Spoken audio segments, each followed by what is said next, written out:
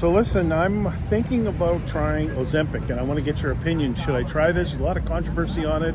All the Hollywood people and things like that for weight loss. But I actually have type 2 diabetes, so I'm reaching out to my followers to get their perspective on, should I actually give Ozempic a try?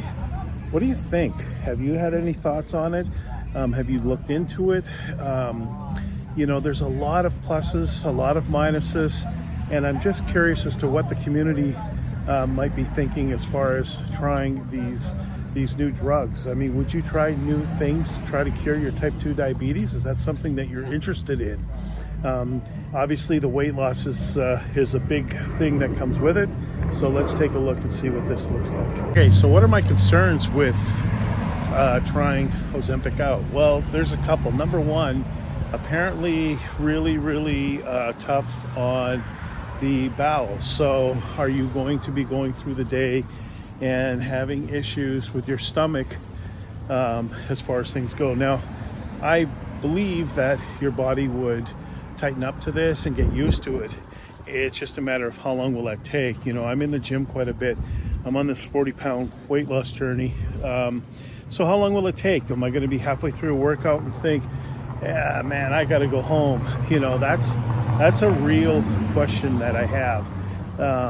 Number two, I wonder if there's any brain fog or anything like that. I really need to look into that to see what it is. I do a lot of intermittent fasting, and I love that because you think very clear-headed. You're very focused with the fasting, and I wouldn't want to lose that as far as things go. What's the trade-off? Well, the trade-off would be I would lose, a significant amount of weight, my type 2 diabetes. So I would say that's probably a pretty good trade-off if you're going to weigh things out when it comes to medications and things you should or should not be doing. Ultimately, it's up to each individual what they want to do. And again, I go back to this Hollywood controversy with Ozempic. People talking about they want to lose 10 pounds. I mean, it just blows my mind, the vanity of somebody who wants to lose 10 pounds versus somebody that really wants to take care of their type 2 diabetes. And these are things that we really need to take a look at when we make this decision. I'm going to do a follow-up video, let you know what happened, what I'm doing. But this is really interesting. And, again, my point of view is let's crush type 2 diabetes. So let's take a look at this.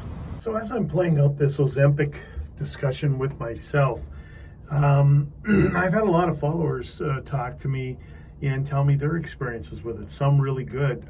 There are people that have not been able to lose any weight whatsoever, who all of a sudden are dropping down in weight. And this is the first time in their lives that they've hit these lows that they're hitting.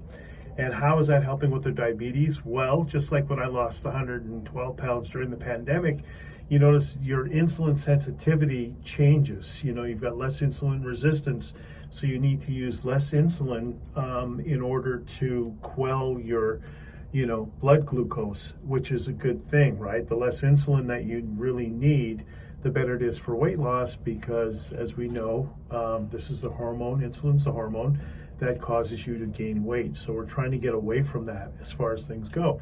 So there's a lot of really interesting things to think about with this.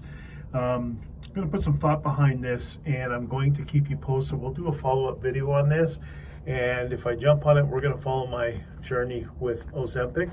You can follow my 40-pound weight loss journey. Still down 17, and I'm doing a whole series on that, into the gym, eating, all these kind of things. So you can follow along with that as well.